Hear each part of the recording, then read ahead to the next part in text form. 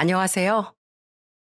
사랑으로 절 품어주신 부모님을 진심으로 존경하는 30대 남자입니다. 저에겐 남들보다 조금 특별한 가정사가 있습니다. 그건 바로 부모님이 두 분 더 계시다는 거예요. 친부모님이 절 이 세상에 오게 하셨다면 또 다른 부모님은 저를 사랑으로 키워주시며 완전히 다른 삶을 살게 해주셨습니다. 저의 짧은 삶 속에 두 부모님의 흔적이 곳곳에 남아 있습니다. 다른 이들보다 평범하지 않은 삶이었지만 힘들었던 만큼 더 많은 사랑을 받고 자랐다고 생각해요. 오늘은 친부모님과 양부모님, 그리고 저까지 수많은 사연으로 가득 찬 제 이야기를 나누려고 합니다. 그 안에 숨겨진 놀라운 진실도 함께요. 저는 유년 시절을 보육원에서 지냈습니다. 원장 선생님 말씀으론 제가 5살이 됐을 무렵 보육원에 왔다는데 왜 그곳에 가야 했는지, 친부모님은 어디 계신지 저는 어떠한 사연도 알지 못했죠. 다행히 보육원 선생님들은 친절하셨지만 부모님이 없는 외로움을 온전히 채워주지 못했어요. 그러던 중 8살이 됐을 때 저는 지금의 양부모님을 만나 새로운 가정으로 가게 되었어요.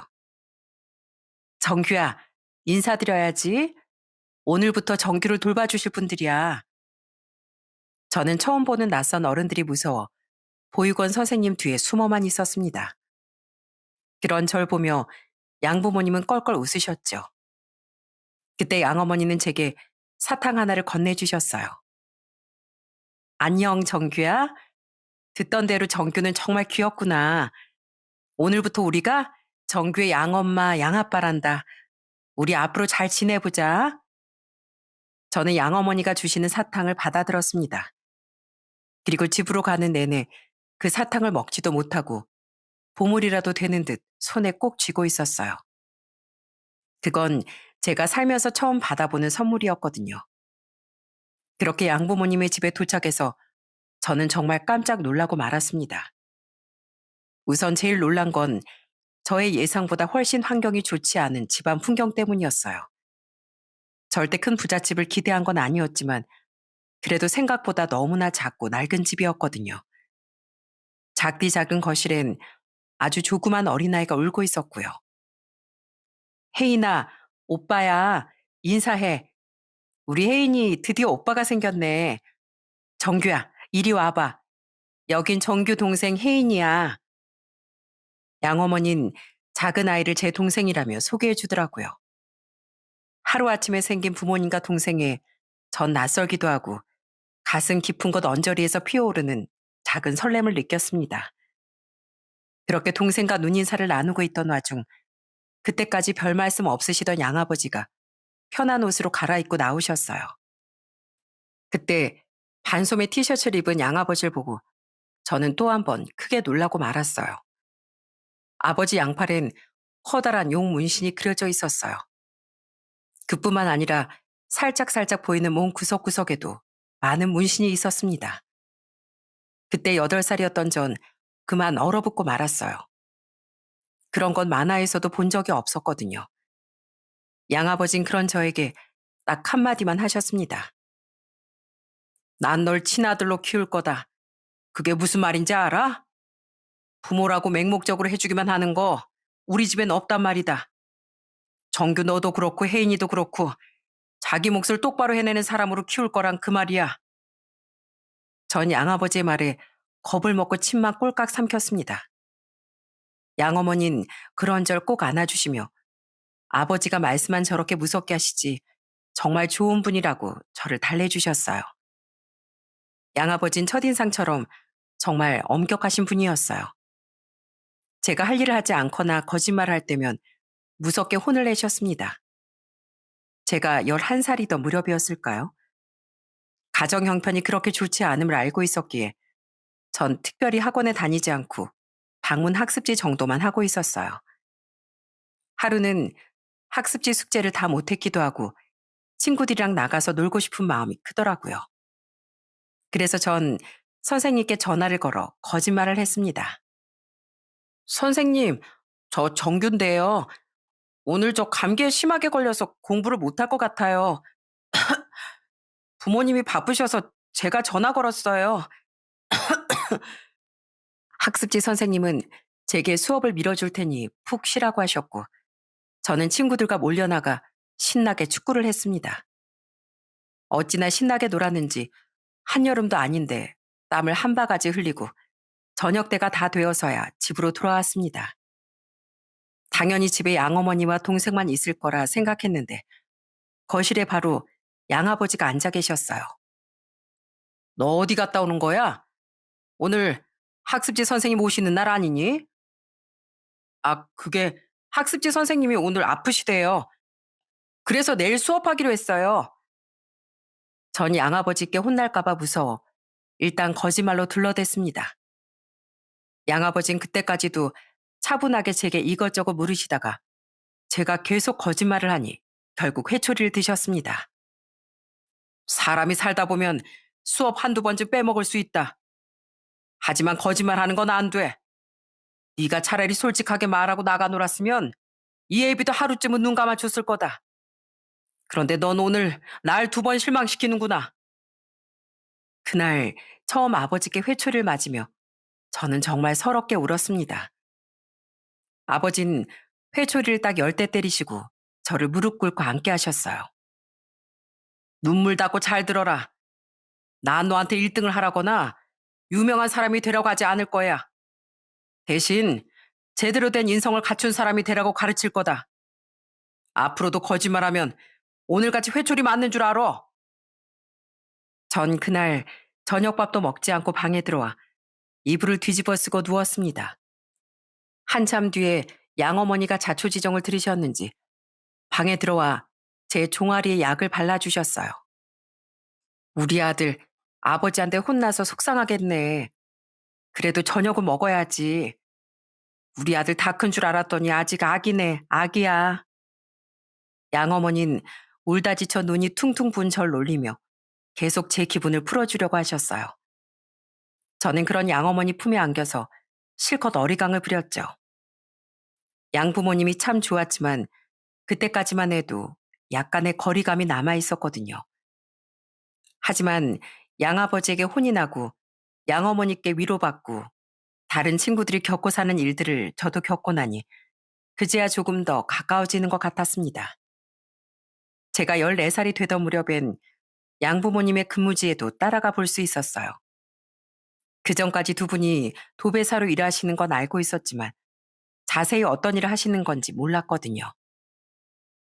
어머니, 오늘 학교에서 여러 가지 직업을 조사해보라고 했는데 두 분 일하는데 따라가 봐도 돼요? 어머, 그럴래?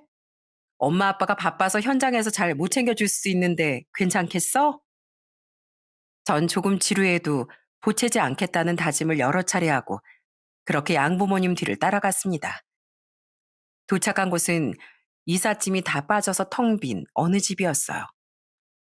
현장에 도착한 양아버진 능숙하게 장비를 내리고 도배 작업을 시작하셨습니다. 도배하는 과정을 자세히는 몰랐지만 옆에서 지켜만 봐도 양아버지가 얼마나 꼼꼼하게 세심하게 일하시는 줄 한눈에 알겠더라고요. 양부모님은 반나절 가까이 팔을 높게 들고 천장만 보고 일하셨는데 작업이 다 끝나자 허리가 아픈지 익숙하게 파스를 뜯어 붙였습니다. 아들, 오늘 엄마 아빠 일하는 거 보니까 어떠냐? 앞으로 말 잘 듣고 공부 열심히 하겠다는 마음이 좀 들지? 양아버진 파스 냄새를 풀풀 풍기시며 장난스럽게 말씀하셨지만 전 진심으로 양부모님께 효도해야겠다고 생각하고 있었어요. 양어머니처럼 체구도 작은 분이 무거운 도배지를 척척 나르고 양아버지처럼 체구도 크고 손도 큰 분이 엄청난 집중력을 발휘해 세심하게 일하시는 걸 보니 넉넉지 않은 환경에서 절 맡아 키우시는 게 너무나 감사했거든요. 저 돈 진짜 많이 벌 거예요. 그래서 어머니 아버지 힘든 일 안 하게 해드릴 거예요. 네가 보기에도 도배 일이 힘들어 보였구나. 부모가 힘들게 일해서 돈 버는 거 알면 됐다. 돈은 내가 벌 테니 넌 그저 말썽 부리지 말고 잘 자라기만 해라. 그날 이후로 전 어떻게 하면 돈을 벌 수 있을까만 궁리하기 시작했습니다. 아직 중학생이라 밖에서 일하지 못할 것 같았고 특별히 가진 재주도 없었거든요. 몇 날 며칠을 깊은 고민에 빠져있던 전 옆에서 인형놀이를 하는 동생 혜인이에게 물었습니다. 혜인인 그때 고작 10살이긴 했지만은요. 혜인아, 혹시 뭘 하면 돈을 빨리 벌 수 있을까? 동생은 제게 뭘 그런 걸 묻냐는 듯 아주 심드렁하게 대답하더군요. 돈? 그거 아빠 구두 닦으면 돼. 저번에 내가 아빠 구두 닦았는데 1,000원이나 줬어. 근데 닦는데 10분밖에 안 걸렸어. 구두? 아버지 구두 잘 안 신으시잖아. 1년에 몇 번 신는 걸 닦아서 언제 돈 벌어? 그러면 엄마 구두도 닦으면 되지? 전 동생한테 괜한 걸 물었다 싶더라고요. 그런데 잠시 생각해보니 그렇게 나쁜 아이디어는 아닌 것 같았어요. 마침 같은 반에 아버지가 구두방을 하시는 친구가 있었거든요. 저는 다음날 학교에 가자마자 그 친구에게 사정사정해서 구두 닦는 일을 배워보기로 했습니다. 공부나 열심히 하지. 아이 힘든 일을 왜 배우려고 해? 부모님께 말씀을 드린 거야? 네, 부모님께 허락 받았어요. 그 부모님도 여러 가지 경험을 하는 건 좋다고 허락하셨어요. 제가 천연덕스럽게 거짓말을 하자 친구 아버진 허허 웃으시며 어디 한번 열심히 해보라고 하셨어요.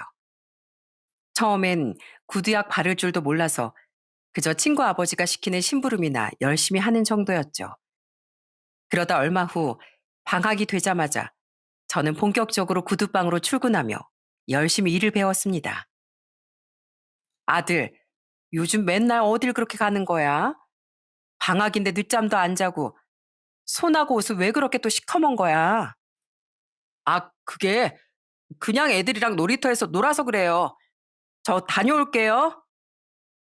아르바이트 시간이 길어지면 길어질수록 저의 거짓말도 갈수록 늘어갔습니다. 그제야 양아버지가 왜 그렇게 거짓말하지 말라고 하셨는지 알 것도 같았죠. 그렇게 부모님 몰래 구두방에 출근한 전 곧장 구두 배달을 나갔습니다. 근처 사무실가를 돌면서 구두 배송을 하는 게 저의 주된 일이었어요. 그래도 방학 내내 계속 일을 했더니 용돈이 어느 정도 쌓이더라고요. 이 돈으로 어머니 아버지 선물도 사드리고 혜인이 인형도 하나 사줘야지. 다 같이 짜장면도 시켜 먹고. 저는 코 밑에 시커멓게 구두약이 묻은지도 모르고 그저 돈 쓸 생각에 신이 나 있었습니다. 그렇게 기분 좋게 구두방으로 들어온 전 구두방에 서 있는 누군가를 보고 깜짝 놀라 들고 있던 구두를 모두 떨어뜨리고 말았어요. 구두방엔 양아버지가 서 계셨거든요. 좁은 구두방에 풍채가 좋은 양아버지가 서 계시니 가게가 꽉 찬 것 같더라고요. 사장님, 이거 정말 죄송하게 됐습니다. 제가 자식놈을 잘못 가르쳐서 괜히 귀찮게 해드렸어요. 아유, 아닙니다. 정규 요놈 부모님께 허락 맡았다더니 거짓말이었구나. 그래, 이만 고생했으면 됐다. 얼른 넌 집에 가서 공부나 하렴. 양아버진 친구 아버지께 정중히 사과드리고 절 앞장세워 곧장 집으로 향했습니다.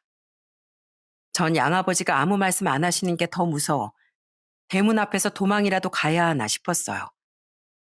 떨어지지 않는 발걸음으로 옮겨 집 안으로 들어오자 양어머니가 걱정스러운 눈빛으로 바라보셨어요. 아마 제가 자꾸 밖으로 나가니 걱정이 됐던 양어머니가 양아버지께 말씀드린 모양이었어요. 양아버진 들어오자마자 곧장 회초리를 가져오라며 호통치셨죠. 제가 시간을 질질 끌며 억지로 회초리를 찾아오자 양아버진 눈물이 쏙 빠지도록 회초리를 치셨어요. 내가 언제 너한테 나가서 돈 벌어오라고 했냐? 내가 너 밥을 굶겼어? 용돈을 안 줬어. 그저 공부 열심히 하고 너 하고 싶은 기술 있으면 배우라는 게 그렇게 어려워? 잘못했어요, 아버지. 전 용돈 좀 벌어서 어머니 아버지 부담 좀 덜어드리려고 했어요. 그날 양아버진 제 다리에 새빨갛게 빗금이 가도록 회초리를 치고 또 치셨습니다. 결국 양어머니가 그만하라고 말리고 나서야 양아버진 매를 내려놓으셨죠. 너를 회초리질하는 이 애비 마음이라고 편할 것 같아? 내 마음이 더 찢어진다 이 녀석아. 그래도 난 네가 잘못된 길을 가면 10번이라도 100번이라도 회초리를 들어야겠다. 그렇게 돈 많이 벌고 싶으면 공부부터 열심히 해. 그리고 차라리 기술을 배워. 그게 널 길러준 부모한테 하는 최고의 효도야. 그래야 이 애비처럼 남들한테 무시받는 일 없이 정정당당하게 먹고 살 수 있는 거야. 알겠어? 양아버진 그렇게 무섭게 혼을 내시곤 저보다 더 속상해하시며 늦게까지 술잔에 기울이셨습니다. 마음이 조금 진정된 전 양아버지께 다가가 죄송하다고 말씀드렸어요. 제가 구두 닦는 일을 그렇게나 속상해 하실지 몰랐어요. 죄송해요, 아버지. 앞으로는 공부만 열심히 할게요. 그럼 속상하지, 인서가. 이제 겨우 중학생인 아들이 코 밑에 시커멓게 때나 묻히고 일하는데 어느 부모가 안 속상하겠어? 넌 날 피 한 방울 안 섞인 양아버지 정도로만 생각할지 모르지만 나한테 넌 평생을 다 바쳐서 훌륭하게 길러야 할 내 아들이야, 이 녀석아. 양아버지의 진심을 듣고 나서야 전 양부모님의 크나큰 사랑을 깨달았습니다. 양부모님이 제게 바라는 건 돈도 명예도 아닌 그저 제가 좋은 사람으로 잘 자라는 것뿐이라는 것도요. 그 사건이 있고 난 뒤 저는 마음을 완전히 다잡고 학교 생활을 열심히 해나갔습니다. 여동생이 오빠 이제 축구하러 안 나가? 라며 물을 정도로 학기 중에도 또 방학 때도 열심히 공부만 했던 것 같아요. 그렇게 시간이 흘러 고등학교에 입학하기 직전이었을 겁니다. 어느 날 양아버지가 갑자기 여행을 가자며 온 가족을 불러 모았습니다. 앞으로 정규 고등학교 가면 공부하느라 더 바빠질 텐데 그 전에 가족여행 한번 가는 게 어떨까? 매일 책상 앞에 앉아만 있으면 금방 지친다고. 바닷가 근처에 가서 회도 먹고 콧바람도 실컷 쐬고 오자꾸나. 양부모님은 잡아둔 일에 일정도 다 미루고 온 가족이 부산으로 가족여행을 떠났습니다. 겨울바다를 보며 그동안 쌓였던 스트레스도 날려보내고 식구들과 정말 행복한 시간을 보냈어요. 동생과 해변가를 뛰어다니며 장난도 치고 모래사장에 앉아 바다 위 멋진 다리를 하염없이 감상하기도 했습니다. 아버지, 저렇게 파도가 세게 치는 바다 위에 어떻게 다리를 짓는 걸까요? 정말 신기한 것 같아요. 그러게 말이다. 배운 게 없는 애빈 아무리 봐도 모르겠구나. 말 나온 김에 우리 아들이 책을 좀 찾아보는 건 어떠냐? 혜인이한테도 설명해주면 좋고. 전 그때 물 위의 다리나 큰 건물처럼 규모가 큰 건축물이 어떻게 지어지는 건지 처음으로 관심을 갖게 되었어요. 여행을 마치고 집으로 돌아오자마자 열심히 그 원리를 찾아보기도 했고요. 그렇게 계속 토목 분야에 관해 관심을 두다 보니 자연스레 대학 전공도 토목과에 가기로 결정했어요. 처음에 친구들에게 토목과에 간다고 하니 다들 무슨 과인지 잘 모르거나 가려면 건축과를 가지 왜 토목과를 가냐고 묻더라고요. 내가 궁금한 건 단순히 건물을 짓는 것보다 큰 도로나 다리, 터널 같은 걸 어떻게 짓고 유지하냐야. 그걸 제대로 공부하려면 토목과에 가야 하더라고. 이야, 나한테 구두방 아르바이트 시켜달라 했던 그 심정기 어디 갔냐? 이 자식 완전 철들었어. 저는 제가 생각보다 끈기 있는 사람이라는 게 놀라웠습니다. 한편으론 이게 다 저를 엄하게 길러주신 양아버지 덕분이라는 생각이 들었어요. 양아버지가 아니었다면 이렇게 공부에만 집중할 순 없었겠죠? 이왕 토목가로 목표를 잡은 이상 제가 할 건 열심히 그리고 부지런히 공부하는 것 뿐이었습니다. 그로부터 3년 뒤 저는 당당하게 서울에 있는 대학의 토목과에 입학했습니다. 대학에 가서도 졸업하기 전에 토목 기사 자격증을 따려고 공부를 얼마나 열심히 했는지 모릅니다. 제가 얼마나 열심히 살았냐면 동생이 제게 이렇게 말할 정도였어요. 으, 난 절대 공대는 안 갈 거야. 가면 오빠처럼 맨날 공부만 하고 지내야 하는 거 아니야? 난 절대 그렇게 못 살아. 너무 재미없게만 산 제 영향 때문이었는지 여동생은 나중에 정말 음대 진학해서 누구보다 자유롭고 예술적인 삶을 살고 있답니다. 아무튼 토목과를 전공하고 어렵사리 4학년 때 토목 기사까지 취득한 전 곧바로 관련 회사 입사하게 되었어요. 제 최종 꿈이었던 토질 기술사를 따려면 무엇보다 실무 경험이 중요했거든요. 토질 기술사는 최소 4년 이상의 실무 경험이 필요한 시험이었고 국내 기술사 시험 중에 최고의 난이도를 자랑하는 시험이기도 해서 제가 준비해 놔야 하는 것들이 아주 많았습니다. 그날도 여느 날처럼 퇴근하고 집에 와서까지 공부를 하고 있었어요. 늦은 밤이었는데도 불구하고 양어머니가 과일을 깎아서 제 방을 녹화하시더군요. 아들, 너 늦게까지 공부하는 거야? 일하고 왔는데 피곤하지도 않어? 그러다 몸 상할라. 적당히 쉬어가면서 해. 괜찮아요, 어머니. 다들 이렇게 직장과 공부를 병행하더라고요. 저도 뒤처지면 안 되잖아요. 양어머니는 그런절 안쓰럽게 바라보셨어요. 그리곤 다정하게 제 등을 쓰다듬어 주셨죠. 가끔 보면 우리 아들이 너무 바쁘게만 사는 것 같아. 가끔은 놀러도 다니고 여자친구도 만나면 좋을 텐데 혹시 어렸을 때 엄마 아빠가 너무 엄하게만 대해서 우리 아들이 지금까지 압박에 시달리는 건 아닌지 걱정이다. 아니에요, 어머니. 절대 그런 걱정하지 마세요. 다 제가 좋아서 하는 일인데요, 뭘. 저도 너무 피곤하면 쉬어가면서 할게요. 양어머니가 그렇게까지 말씀하시니 제가 너무 앞만 보고 달려왔나 싶기도 했습니다. 그래서 오랜만에 학교 친구들에게 연락을 했어요. 야, 심정규, 네가 먼저 연락을 다 하고 웬일이냐? 천하의 공부벌레가. 야, 너 마침 연락 잘했어. 내가 너한테 소개해주고 싶은 사람이 있었거든. 너 또 공부한다고 연락 안 받을까봐 망설이고 있었는데 잘 됐다. 친구는 대뜸 제게 꼭 소개하고 싶은 사람이 있다며 내일 당장 만나자고 성화였습니다. 저는 누굴 소개해 주려고 저러나 싶어 다음날 일찌감치 퇴근하고 친구가 말한 호프집으로 나갔죠. 저는 그 호프집에서 운명처럼 지금의 제 아내를 만나게 되었습니다. 자, 인사해. 여기 내 직장 후배 최수지 씨. 그리고 여기 내 고등학교 동창 심정규. 아는 이때까지 공부밖에 할 줄 모르던 제게 더 좋은 세상이 있다는 걸 알게 해준 사람이었어요. 저는 평생 꿈이라곤 토질 기술사뿐이었는데 아내를 만난 이후로 전 아내와의 행복한 삶을 최우선으로 이루고 싶은 꿈으로 삼게 되었죠. 그때 제 나이가 30도 넘은 나이였는데 아내를 만나고 다시 태어난 기분이었다면 믿으시겠어요? 수지 씨, 제가 평생 공부만 하던 사람이라 여러 가지로 서툰 게 많습니다. 그래도 수지 씨에게 최선을 다하고 싶어요.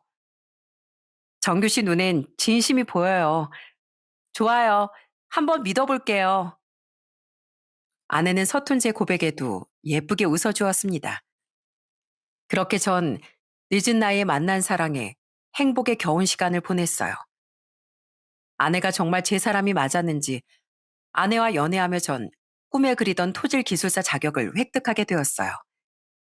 이게 다 공부할 때 열심히 절 서포트해준 아내와 양부모님 덕분이었죠. 저는 토질 기술사 시험에 합격하던 날 아내에게 멋지게 프로포즈를 했습니다. 지난 5년간 항상 공부와 일에 바쁜 날 기다려줘서 고마워. 내가 당신에게 받을 모든 걸 이제는 내가 평생에 걸쳐 보답할게. 나와 결혼해 줄래? 아내는 눈물을 글썽이며 제 프로포즈를 받아주었고 저는 연애 5년 만에 드디어 결혼에 꼴이 나게 되었어요. 저는 이렇게 좋은 사람을 얼른 가족들에게 소개해주고 싶었습니다. 그리고 마침내 양부모님께 처음으로 아내를 인사시켜 드리는 날이 다가왔어요. 어머니, 아버지, 제가 결혼하고 싶은 사람이에요. 정말 착하고 좋은 사람입니다. 오랜 시간 제 옆에서 절 지지해주고 응원해준 사람이기도 하고요. 아무렴, 우리 아들이 고르고 또 고른 사람인데 얼마나 좋은 며느리겠어. 우리 아들이 공부벌레라 영 재미가 없을 텐데 우리 예비 며느리가 데리고 살아준다니 오히려 내가 고마워요. 다행히 양부모님 모두 제 아내를 예뻐하셨고 그렇게 첫인사가 정말 순조롭게 마무리되었습니다. 그날 밤 저는 아내를 데려다 주고 집에 돌아와 잠자리에 막 누우려던 참이었어요. 그때 양아버지가 절 부르시더라고요. 아들, 우리 간만에 둘이 술 한잔 할까? 부자끼리 오붓하게 술 마신 지도 오래잖냐? 아, 네, 좋아요, 아버지. 오랜만에 술 한잔 해요. 혹시 힘들게 키운 아들이 장가 간다고 하니 마음이 적적하실까봐 저도 흔쾌히 양아버지 제안에 응했습니다. 예전에 대학에 다닐 때 방학 되면 가끔 아버지랑 소주 한 잔씩을 마시기도 했거든요. 그렇게 양아버지와 마주 앉아 술잔을 기울이는데 웬일인지 아무 말씀 없이 연신 술만 드셨습니다. 양아버진 한참을 그러시더니 제게 잠옷 심각한 얼굴로 물으셨어요. 정규야, 혹시 널 낳아주신 친부모님이 생각난 적은 없었니? 네? 갑자기 그건 왜 물으세요? 예전에 말씀해 주셨잖아요. 제 친부모님은 모두 사고로 돌아가셨다고. 양아버진 갑자기 제 친부모님 이야기를 꺼냈습니다. 사실 예전에 아주 짧게 친부모님의 이야기를 들은 적이 있었어요. 듣기론 친어머니는 제가 2살 때 지병으로 돌아가시고 친아버지도 제가 5살 무렵 트럭 운전을 하다 교통사고로 돌아가셨다고요. 그래서 제가 보육원에 갔던 거라고 했습니다. 그래, 맞다. 정말 믿을 수 없는 안타까운 사고였지. 그 소식을 듣고 얼마나 놀랐던지. 혹시 제 친부모님에 대해서 알고 계신 거예요? 그때 양아버지 얼굴이 꼭 제 친부모님에 대해 알고 있는 사람처럼 너무나 어두워서 저는 설마 하는 마음으로 물었습니다. 이제 너도 결혼을 앞둔 어른이 되었고 또 원하는 꿈을 이루었으니 이젠 너에게 진실을 말해줄 때가 된 것 같구나. 양아버진 한참 뜸을 들이시더니 믿을 수 없는 충격적인 이야기를 들려주셨어요. 이건 너희 친부모이자 내 둘도 없던 친구의 이야기다. 자그마치 30년 동안 묻어두었던 너에게 미처 들려주지 못했던 이야기이기도 하다. 사실 내가 널 보육원에서 데려온 이유가 있다. 대체 무슨 말씀이세요, 아버지? 30년 동안 제게 무슨 이야기를 못 하셨는데요. 그리고 절 왜 데려오셨는데요? 무슨 이야기인지 도무지 짐작이 안 됐지만 일단 친부모님과 양아버지가 전부터 알고 있던 사이라는 것에 저는 목소리가 잔뜩 격앙되었습니다. 널 데려온 이유는 사실 네 친아버지에게 은혜를 갚기 위해서였다. 내가 네 친아버지에게 영원히 갚지 못할 큰 빚을 졌거든. 양아버진 말씀이 끝나자 다시 소주 한 잔을 들이켰습니다. 그러더니 잔뜩 붉어진 눈으로 절 바라보셨죠. 그때 양아버지 입에서 나오는 한마디 한마디가 연신 충격적이라 저는 제 감정을 컨트롤할 수 없는 지경이었어요. 내 친아버지와 난 어릴 적부터 같은 마을에서 나고 자란 둘도 없는 중마고우였어. 네 친부 이름은 경호다. 경호. 오랜만에 불러보는 이름이구나. 경호는 참 바르고 정직한 친구였지. 그래서 내가 너에게 항상 정직하게 살아야 한다고 강조한 거야. 네 아버지처럼 거짓 없는 사람으로 자랐으면 해서. 양아버진 놀랍고 충격적인 이야기를 연이어 들려주셨습니다. 아주 오랜 세월 이어진 두 분의 이야기는 이러했어요. 가난한 시골에서 비슷한 환경 속에 자란 두 분의 삶은 전혀 다른 방향으로 흘러갔답니다. 진중하고 약간은 내성적이었던 친아버진 착실하게 본인의 미래를 준비했지만 양아버진 사춘기가 지날 무렵부터 몹시 나쁜 길로 빠져들었다고 해요. 처음엔 나쁜 친구들과 어울려 다니는 정도였다면 몸이 자랄수록 더 나쁜 물에 발을 들이게 되었고 성인이 돼서는 건달 생활까지 하게 되었답니다. 친아버진 이걸 정말로 속상해 하셨대요. 덕문아, 너 그렇게 살면 안 돼. 지금이라도 손 털고 나랑 장사라도 해보자. 어? 아니면 이제라도 공부 시작해도 늦지 않아. 내가 옆에서 너 물심양면으로 도울게. 아, 왜 이래? 내가 사는 삶과 네가 사는 삶은 달라. 자꾸 이래라 저래라 하면 아무리 너라도 곤란하다. 양아버진 그때 철이 없어서 자꾸 건달 생활을 말리는 친아버지를 밀어내기만 하셨대요. 가끔은 크게 화를 내기도 하고 연락을 아예 끊기도 하면서요. 양아버지와 자꾸 연락이 안 되자 마음이 급해진 친아버진 급기야 양아버지 조직까지 찾아가서 빌었답니다. 우리 덕문이 좀 놓아주세요. 이렇게 부탁드립니다. 덕문이가 사실 할머니 손에 자라서 마음도 여리고 속도 깊은 놈이에요. 이렇게 험한 일 하면서 살 친구가 아니란 말입니다. 그날 제 친아버진 조직 폭력배들에게 말도 못하게 폭력을 당하셨고 한동안 일까지 쉬어야 할 정도로 후유증이 깊으셨다네요. 뒤늦게 그 소식을 들은 양아버진 속이 잔뜩 상해서 친아버지를 찾아갔다고 합니다. 경호야, 그렇게 내가 함부로 나서지 말라고 했지? 거긴 네가 생각하는 것보다 무서운 곳이다. 다시 말없이 찾아오거나 간섭하지 마. 너 그러다 진짜 큰일 난다. 그렇게 무서운 곳에 덕문이는 왜 있는 거니? 다시 생각해봐, 덕문아. 너는 내가 이렇게 두들겨 맞은 거 보고도 거기 계속 있고 싶어? 친아버진 양아버지 손을 붙들고 절절하게 부탁했습니다. 하지만 양아버진 그런 친아버지 부탁을 들어주지 않았어요.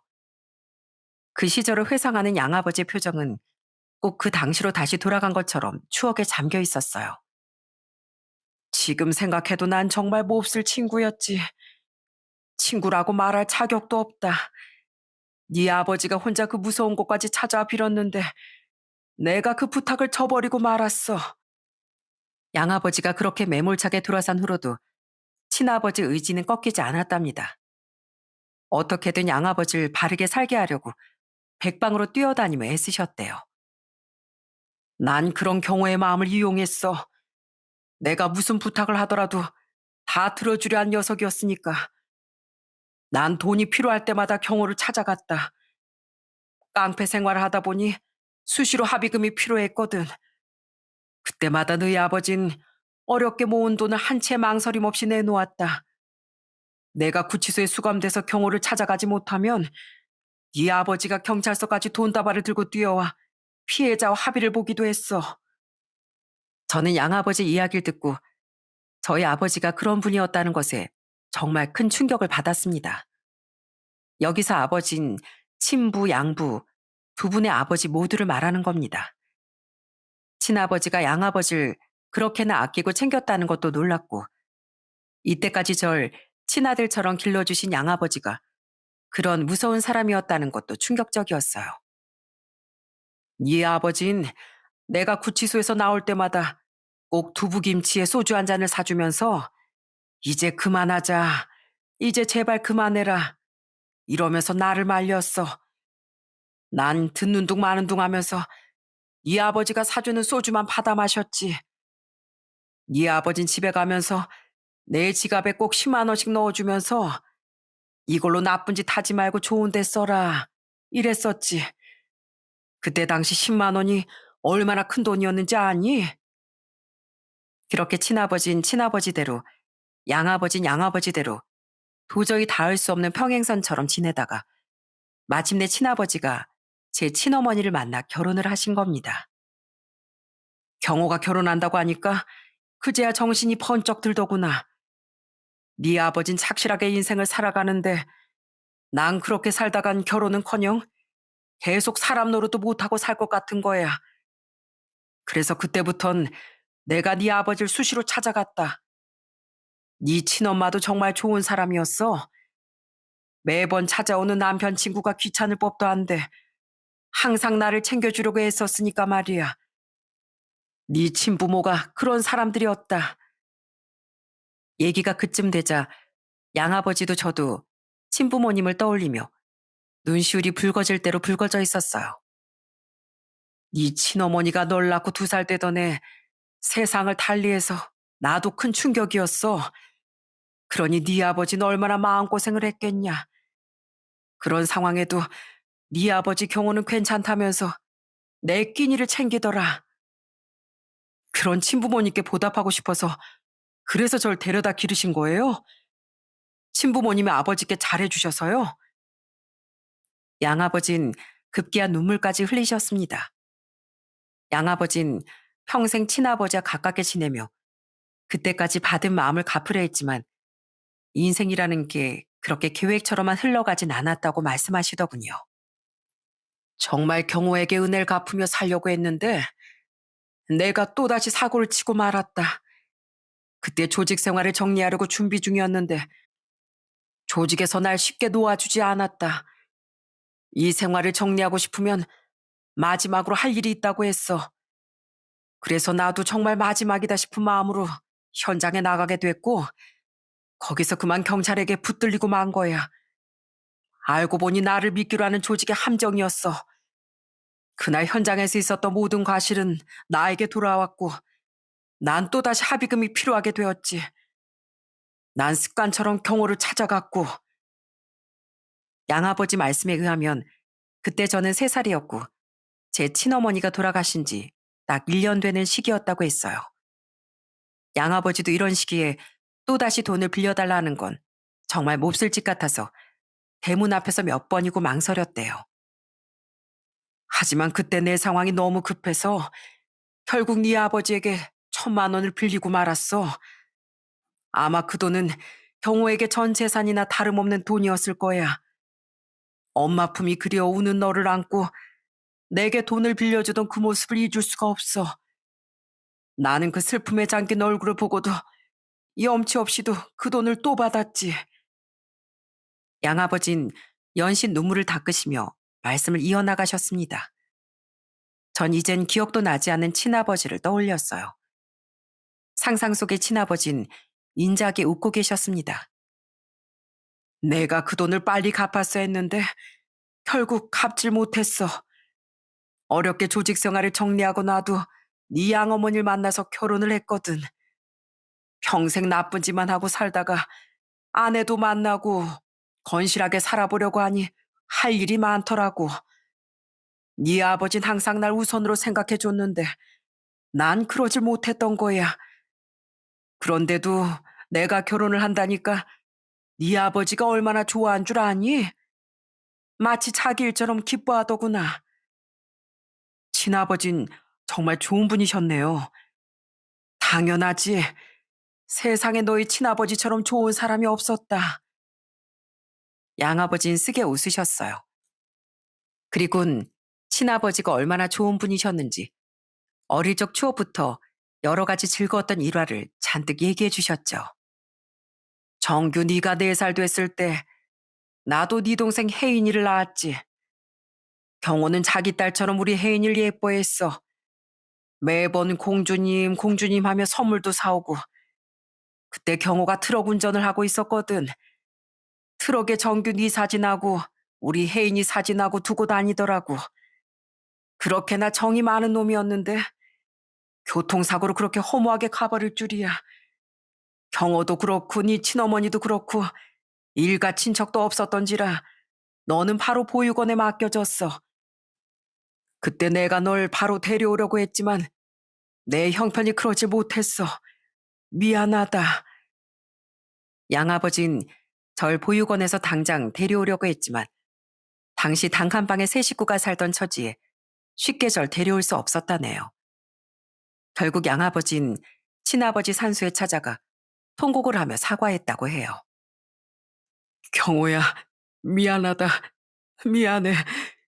이런 몹쓸 인간을 넌 친구라고 평생을 챙겨줬는데 난 네 아들을 결국 보육원에 보냈다. 날 절대 용서하지 마라. 그래도 내가 무슨 수를 써서라도 정규 꼭 집으로 데려올게.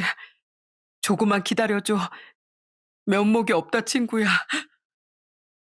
그렇게 양아버진 하루에도 몇 건씩 도배일을 하며 허리 한번 못 펴고 악자까지 돈을 모으셨대요. 그리고 제가 8살이 됐을 무렵 드디어 저를 집으로 데려올 수 있었던 거죠. 널 키우며 엄격하게 대했던 건 내 죄책감의 일종이기도 했어. 경호에게 보란 듯이 널 잘 키우고 싶었거든. 그리고 그건 널 사랑하는 마음이기도 했다. 그 어린 나이에 부모를 잃고 나에게 온 널 진심으로 사랑하는 마음이었어. 그거 하나만큼은 알아주길 바란다. 너에게도 정말 미안하구나. 전 고개도 들지 못하고 우시는 양아버지를 있는 힘껏 안아드렸습니다. 그건 지난 세월에 대한 회한이자 양부모님에 대한 감사였어요. 친아버지와 어떤 사연이 있었든 저희 이날 이때까지 사랑으로 키워주신 분은 양부모님이셨으니까요. 아버지, 그런 말씀 마세요. 제게는 친부모님도 지금의 어머니 아버지도 모두 저를 낳고 길러주신 부모님이세요. 하늘에 계신 친아버지 친어머니도 아마 절 이렇게 정성으로 길러주셔서 고맙다고 말씀하실 거예요. 30년의 세월 동안 제게 말씀도 못하시고 혼자 마음고생하느라 얼마나 힘드셨어요. 진작 말씀하시지 그랬어요. 그랬다면 그 긴 세월 동안 아버지 혼자 고통받게 하지 않았을 거예요. 경호가 내게 마지막까지 너무 큰 선물을 주고 갔어. 내가 이 고마움을 무슨 수로 갚을 수가 있겠니? 이런 날 이해해주고 그래도 아버지라고 불러줘서 고맙다 정규야. 양아버진 절 끌어안고 함께 오열했습니다. 제가 양아버지께 선물이듯이 양아버지 역시 하늘에 계신 친아버지가 제게 주고 가신 크나큰 선물이었어요. 양아버진 제 눈물을 닦아주시더니 웬 통장 하나를 건네셨습니다. 이거 받아라. 이건 내가 경호에게 갚지 못한 돈이자 내 아들에게 주는 돈이다. 이 돈으로 결혼할 때 보탰어. 너도 네 친아버지처럼 좋은 남편, 좋은 아버지가 되어야 한다. 양아버진 수천만 원이 들어있는 통장을 주셨습니다. 저는 차마 받을 수 없다 계속 거절했지만 양아버진 끝내 통장을 받아주길 바라셨어요. 그건 단순히 돈이라기보단 30년에 걸쳐 모아두신 저에 대한 사랑이자 중마고우에 대한 그리움이었겠죠. 그렇게 양아버지와 눈물 젖은 밤을 보낸 전 몇 달 뒤 많은 사람의 축복 속에 성대하게 결혼식을 올렸습니다. 혼주석에 앉아 계시는 양부모님을 보니 앞으로 헤쳐나가야 할 많은 일들이 하나도 두렵지 않을 정도로 든든하더라고요. 저는 저희 부부를 보며 눈물 흘리시는 양부모님을 보고 진심으로 맹세했습니다. 저 정말 잘 살게요. 하늘에 계신 부모님께도 지금 제 앞에 앉아 계시는 부모님께도 실망시키지 않는 든든한 아들이 되겠습니다. 그동안 키워주셔서 정말 감사해요. 아버지, 어머니, 넌 언제나 날 한 번도 실망시킨 적 없는 아들이야. 잘 자라줘서 고맙다 내 아들. 저는 양팔을 힘껏 벌려 양부모님을 안아드렸어요. 그렇게 무사히 결혼식이 끝나고 얼마 뒤 전 양아버지와 함께 친아버지의 산소로 향했어요. 처음 방문하는 친아버지의 산소였지만 항상 누군가 돌본 것처럼 관리가 잘 되어 있더라고요. 그것뿐만 아니라 제가 학교 다닐 때 사진, 졸업사진, 여러 사진도 함께 놓여 있었습니다. 경호야, 우리 아들이다. 정말 오랜만에 보는 거지? 그동안 얼마나 보고 싶었니 그래. 내가 부족함이 많아. 이제야 정규를 데려오는구나. 그동안 나 혼자 온다고 속으로 욕 많이 했지? 기다려 봐라. 곧 있으면 네 며느리하고 손주까지 데리고 올 테니까. 알고 보니 그동안 양아버진 수시로 친아버지 산소에 찾아 같이 소주 한 잔도 하고 저에 대한 사소한 일들도 모두 털어놓고 가셨더라고요. 너 거짓말하고 놀러 나간 거, 갑자기 구두 닦게 한다고 마음고생 시킨 거 전부 다 네 친아버지께 일러 바쳤다. 너 나중에 네 친아버지 보면 혼 꽤나 날 거야. 그래요? 역시 거짓말은 언젠가 들키게 돼 있나 봐요. 아버지, 저 나중에 하늘나라에서 만나면 꼭 혼내주세요. 그리고 반겨주세요. 정말 너무 보고 싶습니다. 정규야, 옆에도 인사해야지. 바로 옆이 네 친어머니 산소야. 너 이렇게 멋있게 큰 걸 못 보고 가서 네 어머니가 얼마나 속상하겠어. 어머니, 아버지, 저를 세상에 혼자 두고 마음이 놓이질 않으셔서 지금의 부모님을 만나게 해주신 거죠? 하늘에서 저희 가족 잘 지켜봐 주세요. 뒤늦게 인사드린 이 아들을 용서하시고요. 어머니, 아버지, 앞으로도 자주 찾아올게요. 저는 부모님 산소에 뒤늦게나마 큰절을 올렸습니다. 비록 너무나 일찍 제 곁을 떠나셨지만 언제나 제 곁에서 절 지켜주실 거라 믿고 있어요. 그렇게 친부모님 산소에 인사를 올리고 얼마 뒤 제 아내와 다시 산소를 찾았습니다. 제 아내는 사연 복잡한 제 사정을 이해해주고 양부모님께 그랬듯 친부모님께도 반갑게 인사를 올렸어요. 친부모님께 제 모든 가족을 소개하고 나니 이제야 떳떳한 아들이 된 것 같았습니다. 오늘 여러분께 저희 두 부모님을 소개한 것도 그런 의미에서였고요. 한때 전 부모님을 잃고 버려진 아이였지만 이제 누구보다 사랑 많으신 부모님을 남들보다 두 배나 가진 복 많은 사람이거든요. 제 인생 정말 축복받은 인생 맞죠? 얼마 전 저희 부부에겐 소중한 아기 천사가 찾아왔습니다. 제 동생 혜인이가 벌써 고모가 됐다고 저보다 더 기뻐하고 있어요. 나 결심했어, 오빠. 나 진짜 좋은 고모가 될 거야. 내가 맨날 기저귀도 갈아주고 목욕도 시켜줄 거야. 오빠, 새언니, 딱 기다리세요. 우리 조칸 고모가 다 키운다. 참나, 너 음악하고 살기도 바쁘다면서 언제 조카를 봐주려고. 아가야, 고모 말 믿지 마. 네 고모 작곡가로 진짜 잘 나가는 사람이야. 혜인인 자기 말을 왜 못 믿냐고 아직 태어나지도 않은 아기 선물을 사오겠다고 난리랍니다. 앞으로 태어날 우리 아기도 가족들에게 사랑 듬뿍 받으며 건강하게 자라날 겁니다. 여러분도 영상에서나마 만났지만 저희 아이 잘 크도록 축복 많이 해주세요. 사연 마지막으로 제 양부모님께 편지를 남기면서 마무리를 하고 싶습니다. 직접 얼굴 뵙고 말씀드려야 하지만 저도 무뚝뚝한 아들인지라 이 자리를 기회 삼아 제 속 깊은 마음을 전할게요. 사랑하는 아버지, 어머니, 저 장남 정규입니다. 조금 전에도 같이 식사했는데 직접 말씀 못 드리고 이렇게 방에 들어와서 사연을 쓰고 있어요. 쑥스러운 많은 아들 용서하세요. 옛말에 아무리 나은 정보다 기른 정이라지만 혜인이도 어렸던 시기에 저를 아들로 받아들이기가 쉽지 않으셨을 걸 알아요. 그래도 항상 바른 사람이 되도록 따끔하게 혼도 내주시고 사랑으로 감싸주기도 해주셔서 이렇게 장성할 수 있었습니다. 만약 어머니 아버지를 만나지 못하고 보육원을 전전했다면 제 인생은 지금쯤 어떻게 흘러갔을까요? 아마 지금처럼 행복한 일상은 꿈도 꾸지 못했겠죠? 제 인생의 모든 걸 가능하게 해주신 건 다 두 분 덕분이에요. 그거 아시죠? 제가 사랑한다는 말을 참 못하고 살았던 것 같아요. 아버지, 어머니를 향한 제 사랑을 세상 무엇과 비교할 수 있겠어요. 저도 이제 곧 아빠가 됩니다. 제 아이에게도 두 분께 받은 사랑만큼 제 온 마음을 전할 수 있게 최선을 다하고 살게요. 언제나 감사하고 사랑합니다. 앞으로도 건강하게 제 곁을 지켜주세요. 정말로 정말로 부모님을 사랑하고 존경하는 큰아들 올림